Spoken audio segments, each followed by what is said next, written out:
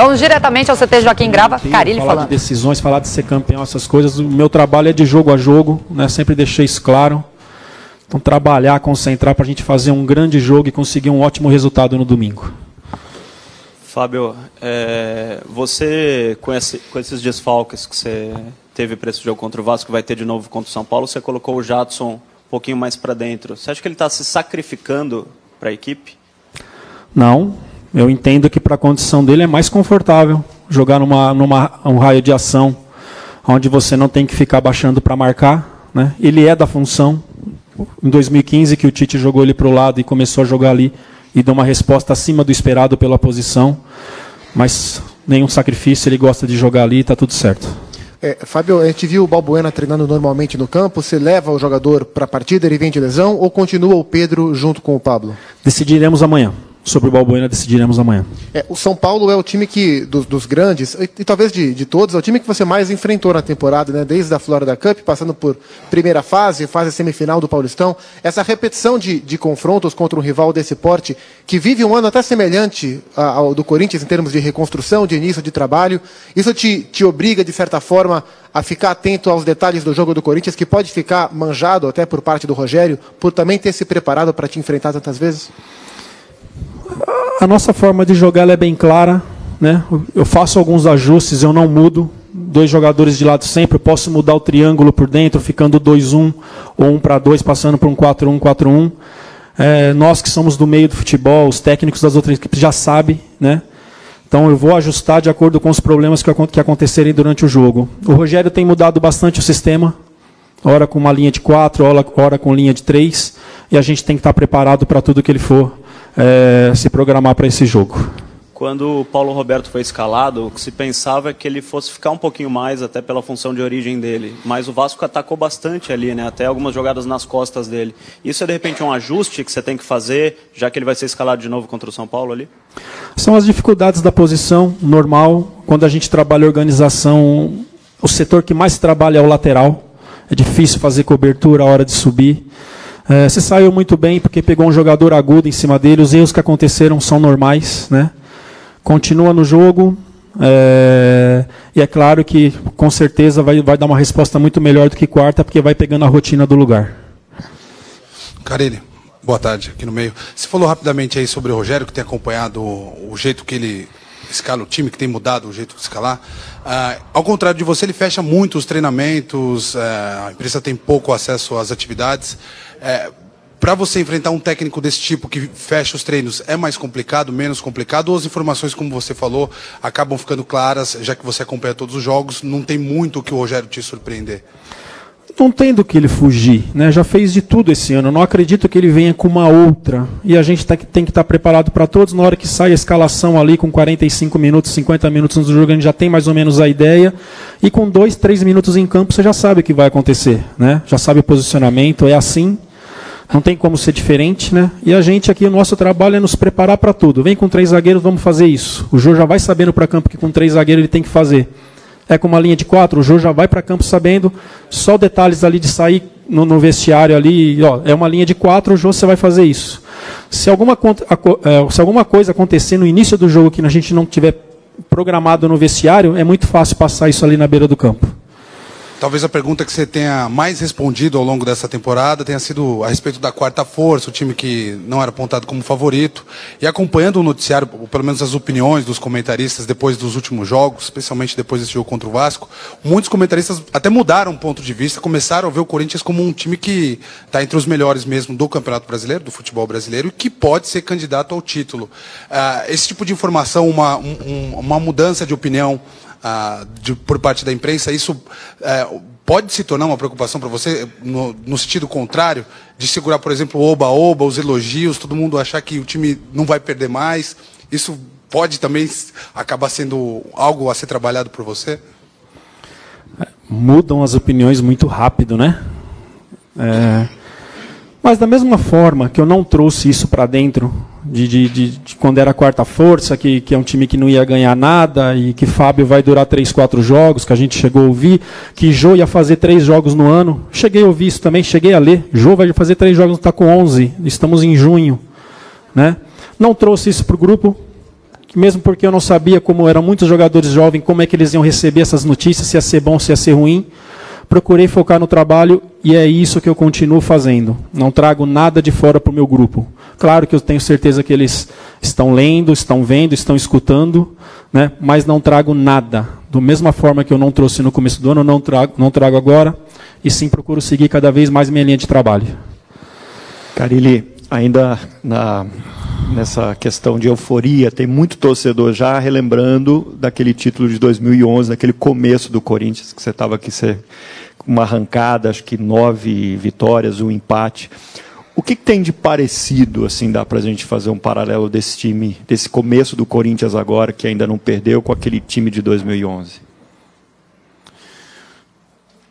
O time de 2011,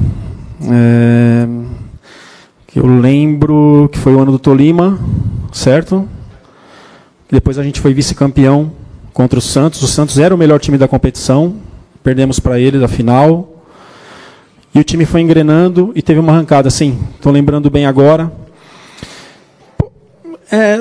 Eu sou muito parecido com o Tite na forma de pensar, né? Não adianta eu ficar falando do Cruzeiro se eu tenho São Paulo.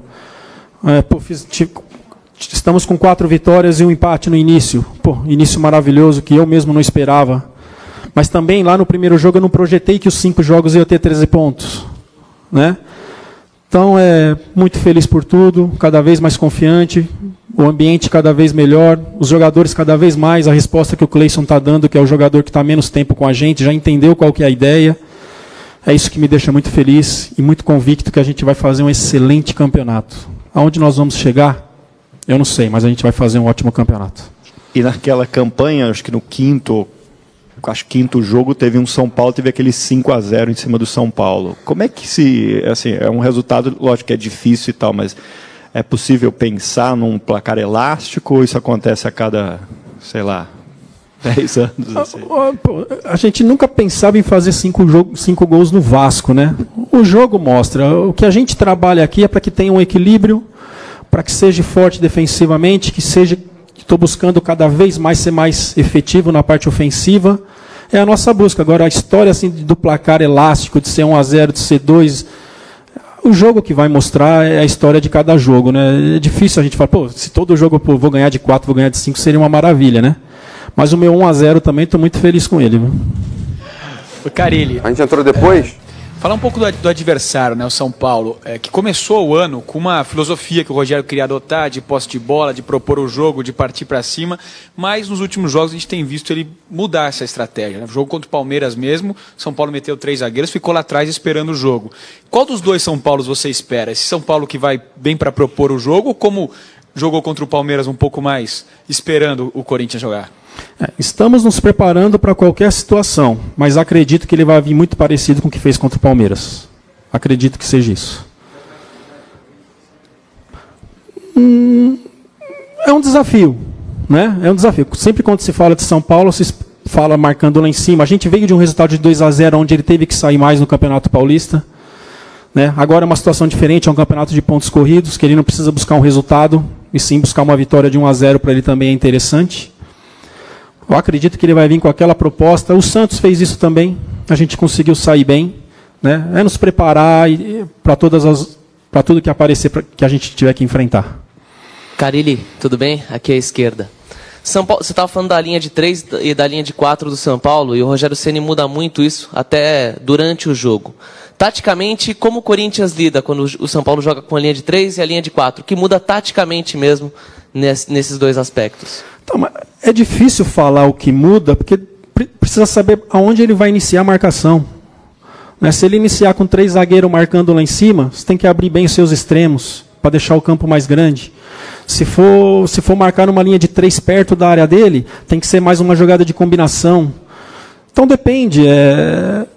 Depende que o jogo vai te mostrar. Pode vir com uma linha de 4 marcando lá atrás, e você ter jogadas de triangulações para entrar, que bola de profundidade não tem. É muito difícil e a gente deixar nossos jogadores preparados para tudo aquilo, né? Já comecei a falar hoje um pouquinho de São Paulo, amanhã falo mais um pouco, né? Para domingo o que aparecer para nós a gente saber o que vai enfrentar. Queria que você comentasse um pouco também sobre a consolidação do 4-2-3-1, tática que você tem utilizando aí no Corinthians e que tem dado certo também, como é que funciona e como é que o time encaixou, as peças também encaixaram, quem entra sabe o que fazer certinho. Eu não vejo assim uma mudança tática 4-1, 4-1 por 4-2-3-1, eu vejo mais um ajuste, né, adiantar um pouco mais do triângulo e segurar o outro. Costumo dizer que é um ajuste. No começo a gente teve muita dificuldade com o Casinho ou com o Jô muito isolado. A posição que o Rodriguinho vem jogando hoje é para onde ele foi contratado. Bragantino e América Mineiro, ele jogava perto do 9. E com isso ali, não lembro qual jogo foi, a gente resolveu colocar o Rodriguinho mais perto do Jô e o time se ajustou. Porque todos os atletas sabem a forma de jogar, porque eu treino todos do mesmo jeito, né? Então está treinando o time titular, está treinando o time reserva, as ideias são as mesmas, para que quando a oportunidade aparecer, eles exatamente saberem o que tem que fazer. Carille, aqui atrás. No início do ano ficou uma discussão muito grande sobre os treinadores da nova geração e os treinadores da antiga geração, digamos assim. E no Campeonato Brasileiro, as duas equipes que estão apresentando o melhor futebol são o Corinthians, que tem você que é um treinador da nova geração, e o Grêmio, que é um Renato Gaúcho, teoricamente um treinador da antiga geração. Por que você acha que isso acontece? Na verdade, essas duas gerações elas são conflitantes ou não? Cabe todo mundo no futebol brasileiro? Cabe todo mundo. Eu já falei algumas vezes, vou repetir, para o bem do futebol que fiquem os melhores. Estou vendo hoje bem mesclado, Luxemburgo trabalhando, Abel trabalhando, Renato, Paulo Autuori saiu agora, até esses dias estava, quer dizer, estou vendo muito igual, em Minas um jovem e humano já com uma história dentro, para o bem do futebol que fiquem os melhores, independente da idade. E agora sobre os melhores elencos do futebol brasileiro, né? A impressão que a gente tem é que o Palmeiras, o Flamengo, o Atlético, que são as equipes consideradas como o melhor elenco, elas estão muito preocupadas em irem... Boas respostas do Fábio Carille nessa coletiva. Legal ele falar da formação que a gente mostrou aqui, pode vir com 3 ou 4 zagueiros do São Paulo e também de um panorama legal. Não escondeu o jogo, né? É isso aí. Ele mostra, né, que estuda o adversário, que sabe as possibilidades, mas o Carille também já demonstrou que é um cara que não fica escondendo o ouro, né? Não esconde escalação, não esconde o treino, é tudo muito claro no Corinthians. E as respostas dele